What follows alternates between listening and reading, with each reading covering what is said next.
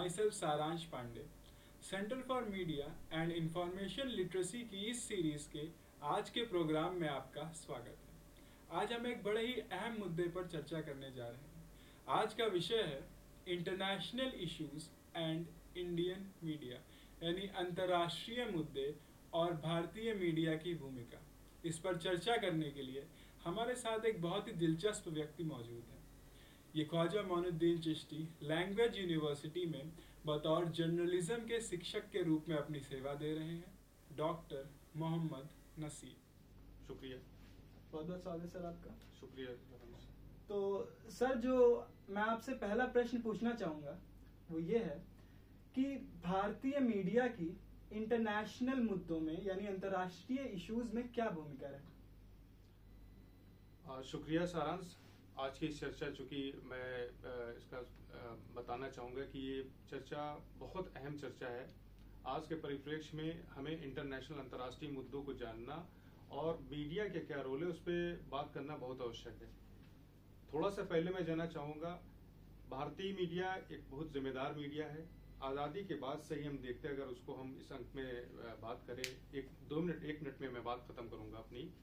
तो भारतीय मीडिया, चाहे वो पोखरण के घटना हो या भारत की मीडिया ने सुएज कैनाल के मुद्दे को उठाया हो, भारतीय मीडिया ने कभी अपने देश के साथ या अंतर्राष्ट्रीय मुद्दों को दरकिनार नहीं किया है।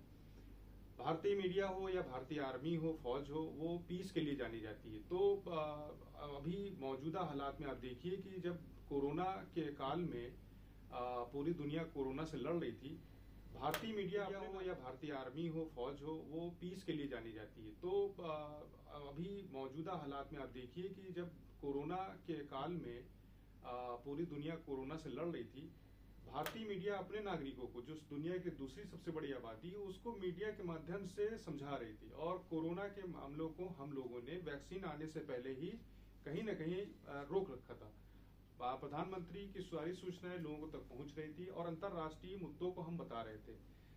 तीसरी चीज इसी कड़ी में बताना चाहूंगा कि हमारा जो पड़ोसी है पाकिस्तान, कहीं न कहीं वो इस कोरोना काल में एक बहुत ही गैर जिम्मेदाराना उसमें लगा हुआ था। और अफगानिस्तान की जो सिचुएशन थी, जो हालात थे, वहां पे भी बहुत बड़ी बदलाव देखा जा रहा था। तो दूसरे काल में भारतीय मीडिया का एक ऐसा जिम्मेदारी का रोल था कि जो हमारा एक दोस्त देश है बीच में भटक गया था, अफगानिस्तान ने हमसे मदद मांगी, न कि पाकिस्तान से मांगी। तो हम अपने भारतीय मीडिया की कुछ विषयों पे को छोड़ दें तो बड़ी सराहना करते हैं। हमारे मीडिया ने आजादी से पहले से लेकर अब तक बड़ी जिम्मेदारी की उसमें भूमिका निभा रहा है। आपके हिसाब से ज्यादा सही, ज्यादा प्रॉपर कौन है? अगर हम लोग सिर्फ आंकड़े देखें या हम लोग एक ओवरऑल मोटा मोटा मेजर करें, तो आपके हिसाब से ज्यादा प्रॉपर या ज्यादा ट्रस्टवर्दी लोगों को ज्यादा किस तरफ रुझान रखना चाहिए, भारतीय मीडिया की तरफ या फिर? देखिए, ये प्रश्न बड़ा कंट्रोवर्शियल है कि भारतीय मीडिया की तरफ रुझान रखे कि विदेशी मीडिया की तरफ रुझान रखे।